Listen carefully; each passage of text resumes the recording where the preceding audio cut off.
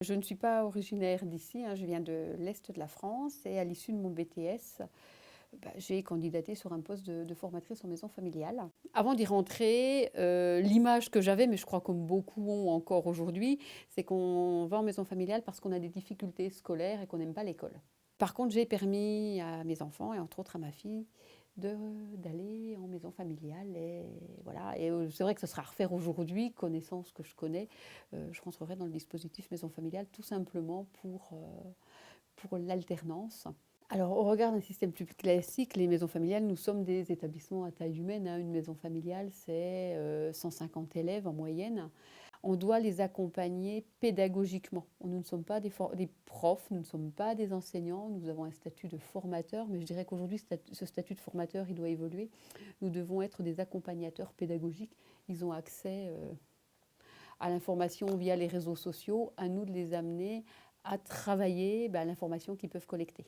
On part toujours des réalités, de ce que les élèves ont fait en entreprise pour bâtir le cours et non pas on vient leur divulguer un certain savoir. Moi je dis souvent aux élèves, c'est vous qui êtes en entreprise, c'est vous qui côtoyez le métier, vous m'apprenez autant que je vous apporte. On a la chance de surfer entre guillemets sur la formation continue qui est comme la formation tout au long de la vie, l'apprentissage, donc il ne faut pas laisser passer notre chance. Et puis d'asseoir et de conforter cette maison sur son territoire parce qu'elle a sa place.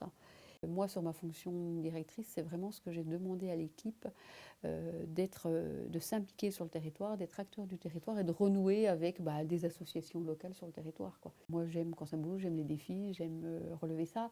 Et parce que aussi, je crois que si je m'y suis accrochée, c'est parce que j'estime que cette maison, elle a toute sa place sur le territoire de Chauvigny. On veut organiser une sortie avec les élèves, on veut faire venir un intervenant, on veut monter un projet. D'un point de vue, on va dire, administratif, c'est relativement light chez nous, quoi. Même si aujourd'hui, les procédures qualité vont nous emmener à formaliser des procédures et des protocoles, on a cette liberté pédagogique. On est en contact permanent avec les entreprises lors des visites de stage, mais lorsque l'élève revient de stage, eh bien, il y a le carnet de liaison, on échange sur ce qu'il a fait en entreprise, et puis le développement de nouvelles formations, quoi. Moi, encore ce matin, j'ai des collègues qui m'ont dit, tu sais, moi je voudrais développer des ateliers d'anglais le mercredi, du soutien scolaire. Écoute, écris-moi quelque chose. On le fait valider, on l'expérimente, ça marche, on y va, ça ne convient pas, on passe à autre chose et on met en place un autre projet, quoi. Voilà. Cette liberté qu'ils ont et qu'on n'a pas forcément ailleurs. Avant, on faisait des cours. Aujourd'hui, on continue de faire des cours, mais dans une dynamique de projet. On a un déficit d'image et de notoriété. En Vienne, nous ne sommes que 5 maisons familiales. Donc on n'est pas beaucoup.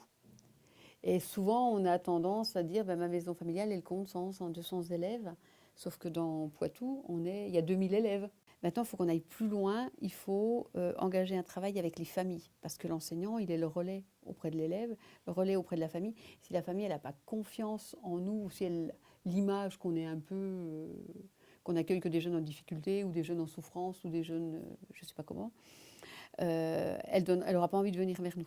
On est sur des territoires, les maisons familiales, nous sommes implantés sur des territoires ruraux et on constate très bien, et c'est là la difficulté, qu'un jeune, quand il sort du collège pour aller au lycée à Poitiers, il ne revient pas sur nos territoires ruraux pour suivre ses études. J'ai l'exemple du BTS technico-commercial qu'on propose à la maison familiale.